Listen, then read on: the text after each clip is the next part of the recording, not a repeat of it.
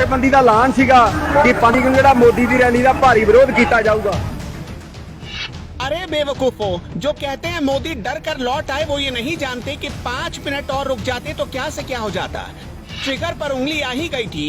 1 minute में 2600 round fire. गांव में पित्तल भर देती इन कमांडोज की ऑटोमेटिक गन। प्रदर्शन जीवी के सिर से पांव तक इतने छेद हो जाते कि कंफ्यूज हो जाते सांस कहां से ले, और बाकी तो आप खुद ही समझदार हैं।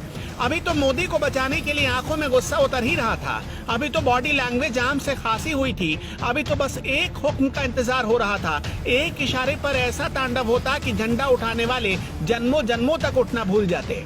पंजाब से मोदी डर कर वापस नहीं आए। मोदी नहीं आते तो क्या होता जान लीजिए। दुनिया के सबसे घातक हथियारों से लैस मोदी के एसपीजी कमांडोज को देखिए।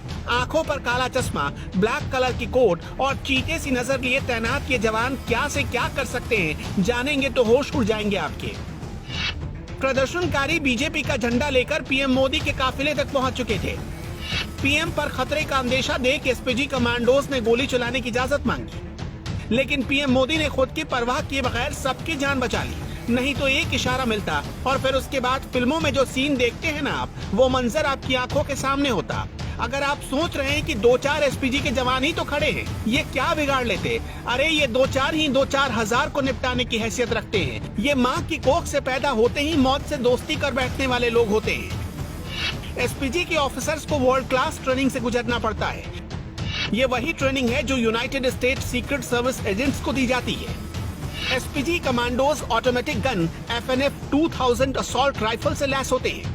ये मेड इन बेल्जियम राइफल है जो 1 मिनट में 850 राउंड फायर करती है। कमांडोज के पास FNP-90 सबमशीन गन होती है जो 1 मिनट में 900 राउंड तक फायर कर सकती है। इसकी रेंज 200 मीटर की होती है। इन कमांडोज के पास FN SARC H assault rifle होते हैं। ये 1 मिनट में 850 राउंड फायर कर सकते हैं और इनकी रेंज 400 मीटर की होती है। इन कमांडोज के पास फोल्ड होने वाली बुलेट प्रूफ शील्ड होती है। गोलीबारी होने पर यह प्रधानमंत्री के सामने फैला दी जाती है। इसके पीछे रखकर पीएम को सुरक्षित निकाला जा सकता है। कमांडोज के पास ग्लोक 17 नाम की एक पिस्टल होती है। ये एक light weight bullet proof jacket पहनते हैं जो 10 मीटर दूर से AK-47 से चलाई गई 7.62 कैलिबर की गोली को भी झेल सकती है।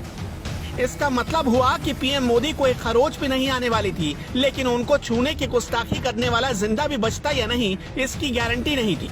अब समझ में आया कि अगर पीएम मोदी और 5 मिनट रुक जाते तो क्या से क्या हो सकता था।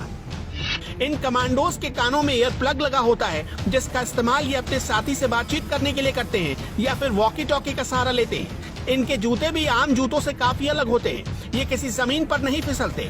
ये कमांडोज चश्मा भी पहनते हैं जो उनकी आंखों को हमले से बचाते हैं और किसी भी प्रकार का डिस्ट्रैक्शन नहीं होने देते।